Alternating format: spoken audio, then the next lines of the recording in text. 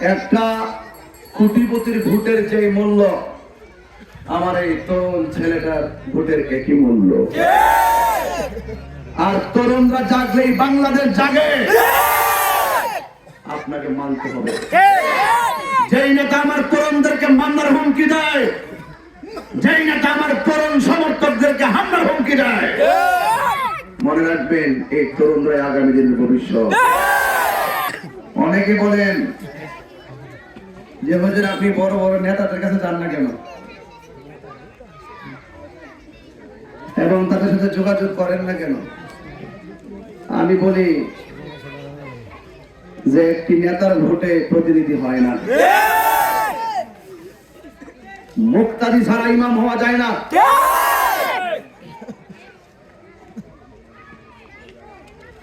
ছাত্র ছাত্রী ছাড়া স্কুলের সৌন্দর্য শোভা পায় না। শ্রোতা মন্ডলী ছাড়া বক্তা হওয়া যায় না এবং শ্রোতা মন্ডলী ছাড়া আওয়াজের মাঠ শোভা পায় না।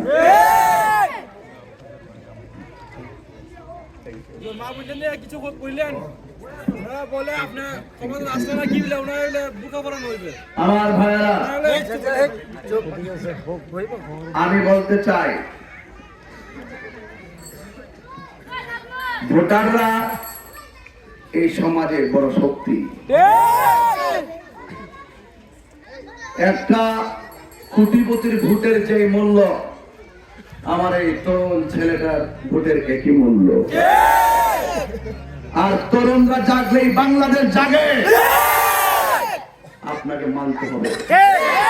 যেই নেতা আমার তরুণদেরকে মামলার হুমকি দেয়, যেই নেতা আমার তরুণ সমর্থকদেরকে হামলার হুমকি দেয়, মনে রাখবেন এই তরুণরাই আগামী দিনের ভবিষ্যৎ। তাদেরকে দাবি রাখা যাবে না। মোমবাতির প্রতীকে যদি আপনারা আমাকে জয়যুক্ত করতে পারেন। আচ্ছা, আমার আগে অনেক নেতৃবৃন্দ ছিল কিনা? অনেক নেতারা ছিল কিনা? অনেকে আমাকে বলেন তাই হিসাবে মাধবপুর চুনাঘাটের জন্য কি উন্নয়ন করছেন? এই কথাটা আমার না কইয়া যারা উপজেলার দায়িত্ব ছিল, যারা বিভিন্ন পদ পদবিতে ছিল তাদেরকে জিগাইনি যে আমরা যে পৌঁছাইতে আইসুন কিতা করছুন, ঠিক আছে? আমার এমন ভাবে কয় মনে হয় আমি স্বরাষ্ট্রমন্ত্রী ছিলাম। যারা ছিল তাদেরকে জবাব দিতে হবে। তবে আমি এতটুকু বোঝা দেওয়া যায়, যদি আল্লাহ যদি আমাকে দয়া করেন, এই বাকনগরের যে রাস্তা দেখলাম এবং কয়েকটা গ্রামে দিতে খোলা, কত গুরুত্বপূর্ণ এলাকাগুলোর সংযোগ আমাদের মেইন রোডের সাথে।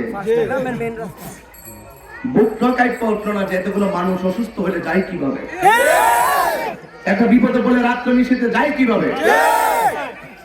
একটি কত সুন্দর হাইওয়ে রোডের পাশে মাত্র 4-5 কিলোমিটার হবে না, এই জায়গাটার ভিতরে যদি কাজ করা না হয় তার মানে বুঝতে হবে তারা ডলার খেয়ে কালার পাল্টাইছে। আশ্বাস শুনতে শুনতে শুনতে শুনতে মানুষ তিক্ত হয়ে গেছে। এই জন্য আমার অনেকে বলে যে আপনি স্কুল, মাদ্রাসা, কলেজ, রাস্তাঘাট করার ওয়াদা দেন। আমি বলছি সারা জীবন যে ওয়াদা শুনছো কতটুকু পাইছো? আরে মানুষের পক্ষে কাজ করলে, জনগণের পক্ষে কাজ করতে জবান দিয়ে বের হওয়ার আগে আগে সুন্দর একটা মন সৃষ্টি করতে হয়। এই মন যদি না থাকে, মুখের কথা যদি মিষ্টি হোক না কেন, তার কাছ থেকে আমি কিছু আশা করতে পারি না। আমি কথা দিয়ে যাচ্ছি, বাকনগর, কাওড়া এবং দীপপুরা পুরাই খোলা মানুষের দুঃখ বুঝে যাবে ইনশাআল্লাহ।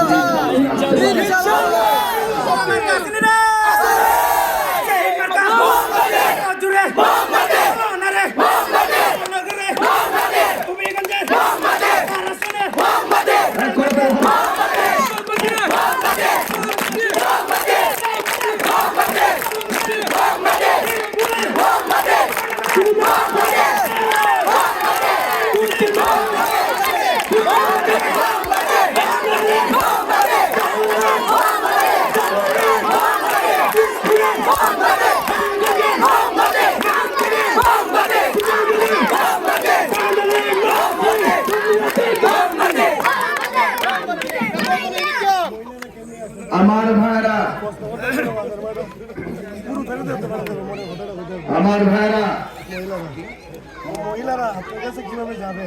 এখন আমার কথা হলো, মহিলারা তো ওয়াজে যখন আপনি আসবেন তো শুধু বাচ্চারা দিয়ে থেকে মনে কষ্টটা বুঝবে। আচ্ছা ঠিক আছে। ঠিক আছে না?